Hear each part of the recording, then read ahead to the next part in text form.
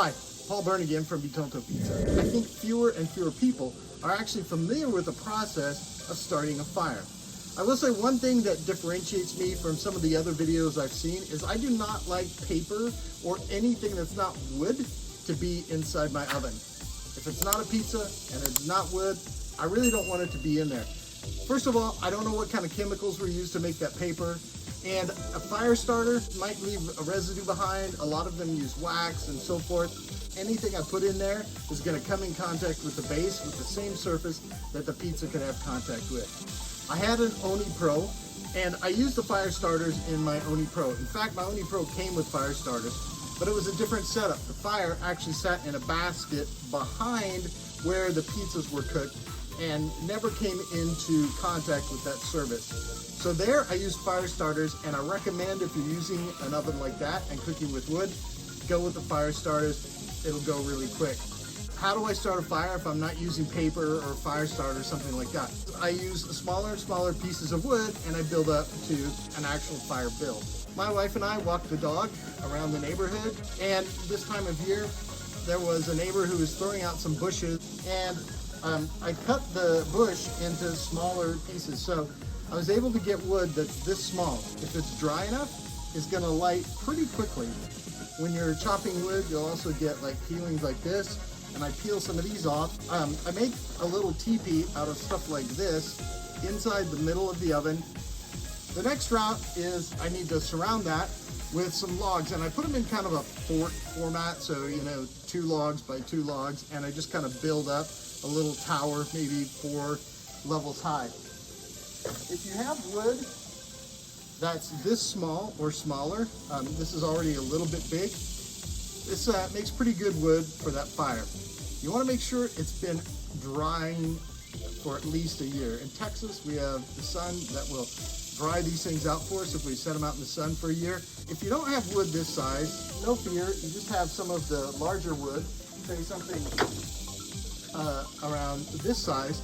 This piece of wood, you can just split it up. And there are a couple of ways to split it up that I use. So one is a hatchet.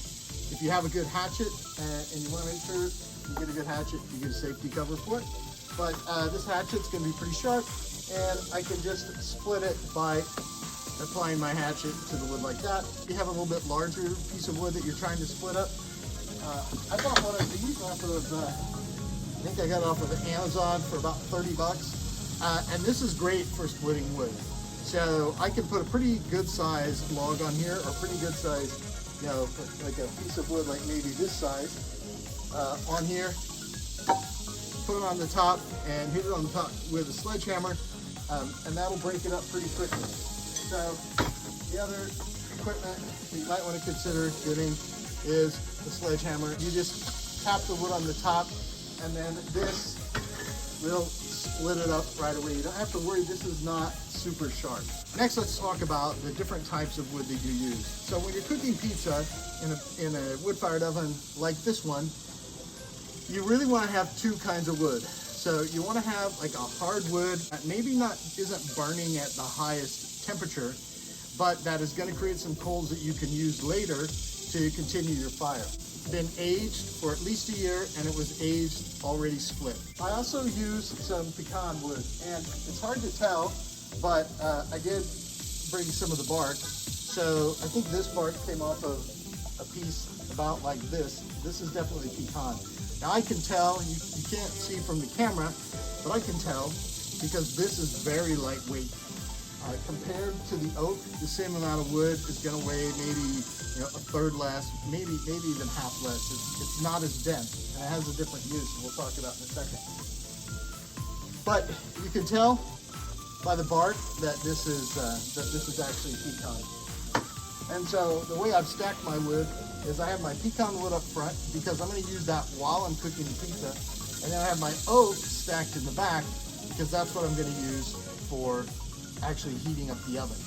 The reality is I'm going to use a lot more oak than I am my pecan, so I'm going to use a lot more of my heavier hardwood than I am going to use my light wood. Now there are other heavier woods that you can use. You can do maple. I don't recommend it unless it's been dried for at least 2 or 3 years, because you may have like some sappy residue in there. I really recommend you use the local wood, both from an environmental perspective, but also just because you don't want something that's just overly processed. Now, I will make an exception to that when I need to. So my wife went to the store and she found these bags. So this is a bag of mesquite, and mesquite is actually not such a heavy wood, but it does produce pretty good coals and embers. So you can use mesquite, and I do like the flavor that mesquite gives the pizza. The other wood that I have is hickory. This is also from Texas. Only problem with this kind of wood is that I don't have an angle iron in my oven. I don't plan on putting one in there because I'm afraid I'm going to scratch up the surface of the deck. But you know, if you put this on the coal, like somehow you've got to prop this up so that the air can get around it, and so it can flame up and burn pretty quickly. And so when they're cut this small, it's kind of hard to do that. Wood is cut, in the United States anyway, wood is cut into cords, and cords are generally 18-inch long pieces of wood, and a cord is 8 feet by 4 feet, so stacked 8 feet wide, 4 feet high. Half cord is 4 by 4. Normal cord wood is great if you have this size or slightly bigger oven. If you have an oven that's any smaller than this, then you're gonna end up having to cut this. When I had my Oni Pro, it was a lot more difficult to source the wood. The good thing about the Oni Pro is I really don't have to have too many different kinds of wood for that. It only takes about 20 to 30 minutes to heat up the deck of the Oni Pro. The tiles you get, or the stones that you get, they're really good quality, and they're thicker than like sort of the typical baking stones that you might get for your oven at home. But you know, they only last for a couple of pizzas and they have to be reheated. There's no sense in letting the oven heat up for a long time. It just doesn't make any sense. You're just burning wood for no reason. To better illustrate the differences in these types of wood, we're going to measure their density. I'm going to show you how I do it so that you can measure the density of the wood in your area and get a good idea of what you're working with. So I've got one of the pecan logs. I've also got some of the oak here. I've got some hickory, and I've got also one of the mesquite from the bag. Then I've measured by just gradually filling up this jar of water.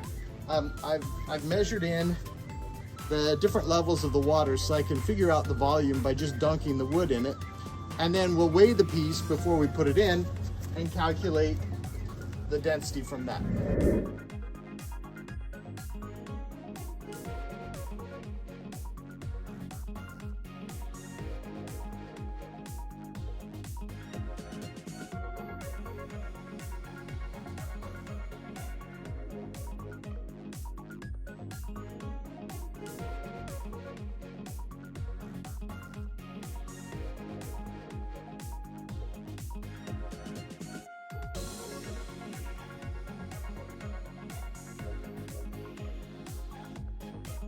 Finished doing the math on the wood, and the density came out kind of as expected, but I wasn't really sure that it was going to have this much of a range. The mesquite came in at 937 grams per liter. The hickory and the oak that were a little bit lower than that. The hickory is 751 and the oak 704. And so they're in the same range. I was actually expecting the oak to be a little bit heavier, a little bit more dense, and the pecan came at 632. And I totally expected the pecan to be less.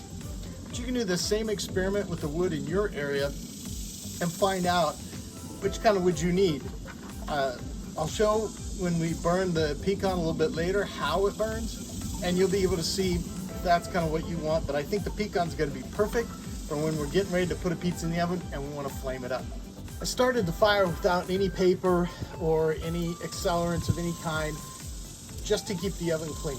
I want to make sure that anything that could possibly touch a surface that I'm cooking pizza on is going to be free of any sort of chemical.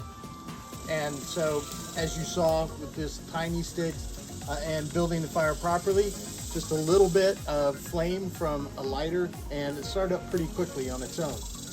One of the issues I've been having is this part of the oven here at the very front has not been heating up on the deck as much as I'd like to. And the structure of this oven, the deck itself is sectioned into 4 sections, and then there's this front kind of porch with it. The rest of it is divided into 4, so like a pie or a circle. Inside, I'm going to move the fire forward rather than keeping it in the back of the oven. Part of not having that pie, or part of not having that pie piece in the front fully exposed to the fire, or exposed enough to the fire possibly, is that piece right there is heating up to maybe 40, 50, 60 degrees Celsius less than the rest of the oven. And that's causing trouble because that means I'm really only hot enough to cook the pizzas in the very back, and sometimes a little too hot back there. So this time we're gonna move the fire forward as we build it out, try to get more fire closer to that front section, and we'll see if that makes a difference in our pie. As soon as we get to the point where we're going to add the pecan and start cooking the pizza, I'll show you what that looks, but you can see how the flame on this wood here, the harder woods that we're using right now, is very yellow, kind of very red, and it builds gradually. At this point, the oven's not quite ready, but you can see the fire's roaring really well. That black ring around it means that I'm not up to temperature yet. Here, I'm up to temperature, and I'm getting ready to cook some pizzas, so I'm grabbing some of the pecan wood. As you'll remember, that's some of the less dense or the lighter wood. You'll notice how this flames up really nicely as soon as I put it on, and that's what I need to cook maybe my next 4 or 5 pizzas. If you like these videos, please give us a thumbs up and subscribe. It means a lot to us and really keeps us going. And thanks again for watching from Bitonto Pizza.